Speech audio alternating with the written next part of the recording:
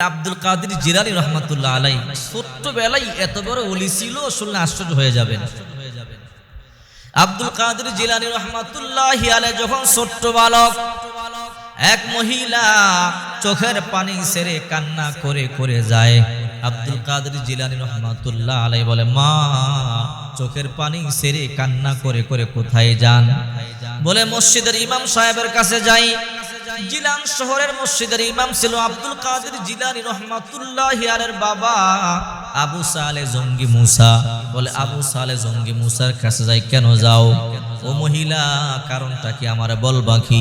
বলে, বাবা দুঃখের কথা তোমার কি বলবো, আমার 6টা কন্যা সন্তান, আবার পেটের মধ্যে একটা সন্তান আসলো। আমার স্বামী আমাকে বলল, রে বিবি, যদি এইটা তোমার কন্যা সন্তান হয় তোমাকে তালাক দিয়ে দিব। রে বাবা আব্দুল কাদের, বড় বিপদের মধ্যে আছি। ইমাম সাহেবের কাছে আসলাম। ইমাম সাহেবের কাছ থেকে একটু জানতে চাই, উনি তো আল্লাহর ওলি। এই বাগদাদের মধ্যে, এই জিলান শহরের মধ্যে সবাই জানে এই আবু সালে জঙ্গি মুসা অনেক বড় আল্লাহর ওলি। তাই ওনার কাছে আসলাম, একটু জানতে চাই আমার গর্ভে যে সন্তানটা আছে ওই সন্তানটা কি ছেলে না মেয়ে? আব্দুল কাদের জিলানী রহমাতুল্লাহ আলাইহি বলল, ঠিক আছে যাও। ইমাম সাহেব মসজিদের ভেতরেই আছে।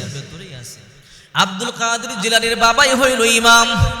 মহিলা দরজার সামনে গিয়ে সালাম দিল, আসসালামু আলাইকুম ওয়া রাহমাতুল্লাহ। হে আবু সালে জঙ্গি মুসা। বলে, কে তুমি? বলে, আমি একজন দুঃখিনী মা, আবু সালে জঙ্গি মুসা। এই জিলান শহরে সবাই তোমাকে বড় ওলি মানে, সবাই তোমার সম্পর্কে ভালো জানে, তুমি অনেক বড় ওলি। তোমার কাছে একটা আশা নিয়ে আসলাম। কি আশা নিয়ে আসছো বলো? ওই মহিলা বলে, রে আবু সালে জঙ্গি মুসা, আমার 6টা কন্যা সন্তান, আমি বড় দুঃখী মহিলা, আমাকে আল্লাহ তাআলা ছেলে সন্তান দান করে নাই। আমার গর্ভে আরেকটা সন্তান আসছে, আমি এখন গর্ভবতী হামেলা। আমার গর্ভের সন্তানটাকে ছেলে না মেয়ে জানতে চাই। কেন জানতে চাও? বলে, আমার স্বামী আমাকে স্পষ্ট জানাইয়া দিছে, রে বিবি, তোমার গর্ভের সন্তান যদি কন্যা হয় তোমাকে তালাক দিয়ে দিব। তোমার গর্ভের সন্তান যদি কন্যা সন্তান হয় তোমাকে তালাক দিয়ে দিব। ও আবু সালে জঙ্গি মুসা, তুমি আমারে বলো, আমার গর্ভের সন্তানটা ছেলে না মেয়ে? তুমি তো আল্লাহর ওলি, আল্লাহর সাথে তোমার বড় সম্পর্ক আছে। ওলিদের ব্যাপারে আল্লাহ পাক রব্বুল আলামিন বলেন, আলা ইন্না আউলিয়া আল্লাহি লা খাউফুন আলাইহিম ওয়া লা হুম ইয়াহজানুন। আল্লাহর ওলি যারা, তারা তো আল্লাহর বন্ধু, তাদের ভয় নাই, তাদের টেনশন নাই। ও আবু সালে জঙ্গি মুসা, তুমি আমার জানাইয়া দাও আমার গর্ভের সন্তানটা ছেলে না মেয়ে?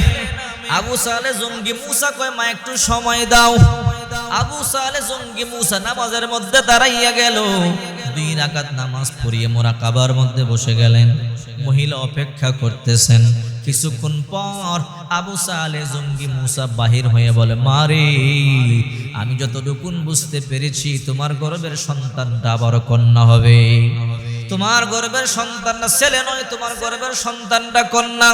মহিলা বুক ভরা আশা নিয়ে আসছিল, এখন চোখের পানি সারিয়া কান্না করিয়া করিয়া ফিরিয়া যায়।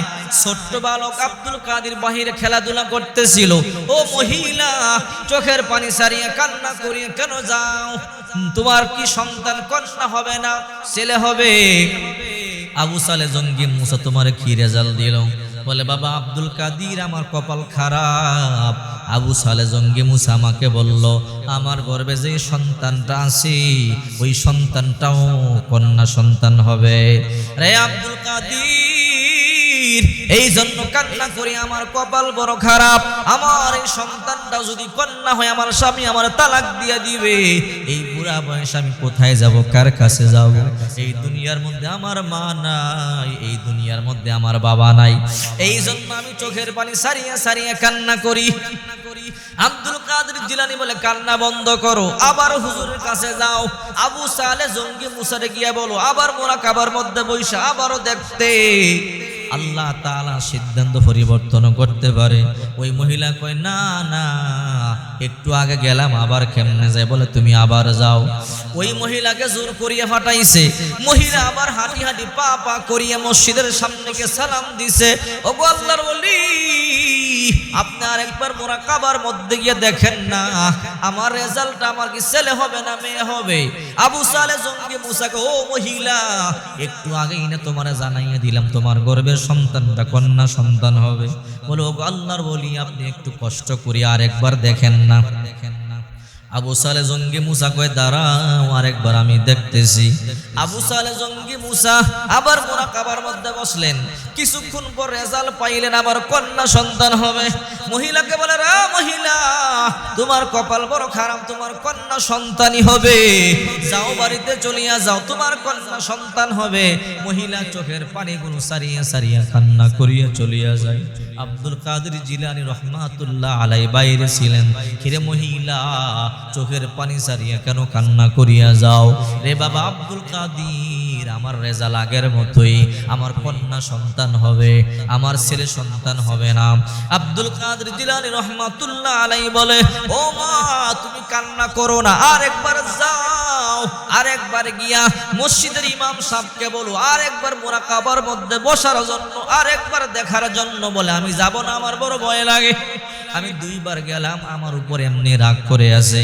আব্দুল কাদের জিলানী রহমাতুল্লাহ আলাইহি বলেন, রে মহিলা যাও যাও, তোমার সিদ্ধান্ত আল্লাহ তাআলা তোমার ভাগ্য পরিবর্তন করতে পারে। ওই মহিলা যাইতে চায় না। আব্দুল কাদের জিলানী ছোট্ট বালক ধাক্কায়া ধাক্কায়া ফাটাইছে। ওই মহিলা মসজিদের সামনে গিয়া বলে, ওগো আল্লাহর ওলি, দয়া করিয়া আরেকবার দেখেন না। আব্দুল কাদের জিলানী রহমাতুল্লাহ আলাইহির বাবা আবু সালে জঙ্গি মুসা রাগ হয়ে গেল। ও মহিলা, একবার দেখলাম, দুইবার দেখলাম, তোমার কন্যা সন্তান হবে, আবার কেন আসলা? কয় আমি আসি নাই, আমাকে আব্দুল কাদের একটা বালক ধাক্কায় ধাক্কায় ফাটাইছে। কয় যাও যাও, ওই বালকটারে আমার কাছে নিয়ে আসো। মহিলা এইবার আব্দুল কাদের জিলানীর কাছে আইসা বলে, বাবা একটু আসো না, তোমাকে মসজিদের ইমাম সাহেব যেতে বলেছে। আব্দুল কাদের জিলানী রহমাতুল্লাহি আলাইহি হাঁটি হাঁটি পা পা করে বাবার কাছে গেল। ও আব্বা জান, আমাকে ডাকলেন কেন? হে আব্দুল কাদের, এই মহিলাকে আমি দুইবার দেখলাম, মুরাকাবার মধ্যে তার কন্যা সন্তানই হবে, আবার কেন ফাটাইলা? বলো আব্বা জান, আপনারা ইমাম সাহেব আল্লাহর ওলি? বলে হ্যাঁ। আপনারে মানুষ বড় ভালো জানে, আল্লাহর ওলি জানে।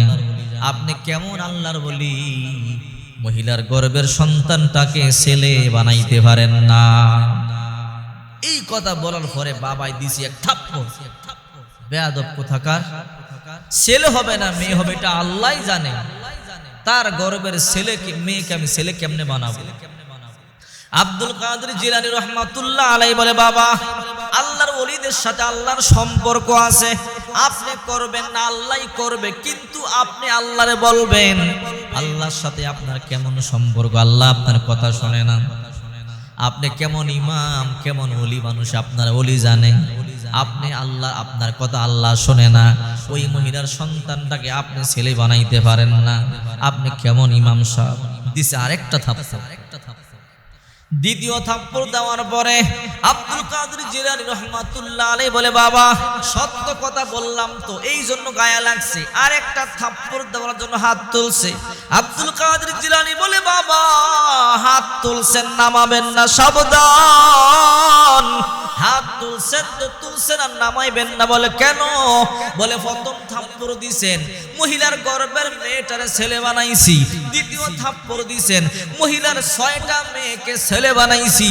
এইবার দ্বিতীয় থাপ্পড় যদি দেন, গোটা দুনিয়ার সব নারীরা পুরুষ হয়ে যাবে। চিন্তা করে দেখেন আব্দুল কাদের জিলানী রহমাতুল্লাহ আলাইহি কত বড় ওলি। এটা কিন্তু আব্দুল কাদের জিলানী রহমাতুল্লাহ আলাইহি করেন নাই, আল্লাহই করছে। কিন্তু আব্দুল কাদের জিলানী রহমাতুল্লাহ আলাইহি আল্লাহকে বলেছে। আল্লাহ পাক রব্বুল আলামিন বলেন, আলা ইন্না আউলিয়া আল্লাহি লা খাউফুন আলাইহিম ওয়ালা হুম ইয়াহজানুন। আল্লাহর ওলি যারা, তাদের কোনো ভয় নাই, তাদের ডর নাই, চিন্তা নাই, দুনিয়াতেও ভয় নাই। এই জন্যই তো আল্লাহ পাক রব্বুল আলামিন বলেন আল্লাহর ওলিরা আল্লাহকে বেশি ভয় পায়, এদের অন্তরে তাকওয়া বেশি। ইন্নাল্লাযীনা ক্বালু রাব্বুনাল্লাহ থুম্মা ইসতাকামু তাতানাজ্জালু আলাইহিমুল মালাইকাতু আল্লা তাখাফু ওয়া লা তাহজানু ওয়া আবশিরু বিল জান্নাতিল্লাতী কুনতুম তুআদুন। নিশ্চয়ই যারা একতার স্বীকৃতি দিয়েছো আমি আল্লাহ তোমাদের রব, এর উপর ইস্তেকামত থাকো।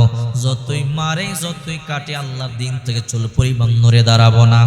যদি এইরকম ইস্তেকামত থাকতে পারো, ইন্তেকালের সময় আল্লাহ পাক রব্বুল আলামিন ফেরেশতা পাঠাইয়া দেয়, ফেরেশতারা এসে কানে কানে বলে আল্লাহ তাখাফু ওয়া লা তাহজানু, তুমি ভয় করবে না, টেনশন করবে না। ওয়া আবশিরু বিল জান্নাহ, জান্নাতের সুসংবাদ গ্রহণ করো। আল্লাহ তাআলা যে জান্নাতের ওয়াদা দিয়েছে, কিছুক্ষণ পর মালাকুল মাউত আসবে তোমাকে নেওয়ার জন্য। তুমি ভয় করবে না, টেনশন করবে না, মরতে দেরি হবে, আল্লাহর তৈরি জান্নাতের মধ্যে প্রবেশ করতে বিন্দু পরিমাণ দেরি হবে না। এই জন্য আপনার আমার নবী, বিশ্ব নবী মুহাম্মদ সাল্লাল্লাহু আলাইহি ওয়াসাল্লাম বলেছেন, যার অন্তরে তাকওয়া বেশি, আল্লাহর কাছে তার দাম বেশি। আল্লাহ তাআলা ধন সম্পদ দেখেন না, আল্লাহ তাআলা টাকা পয়সা দেখেন না, সৌন্দর্য দেখেন না, আল্লাহ দেখেন ঈমান আর আমল।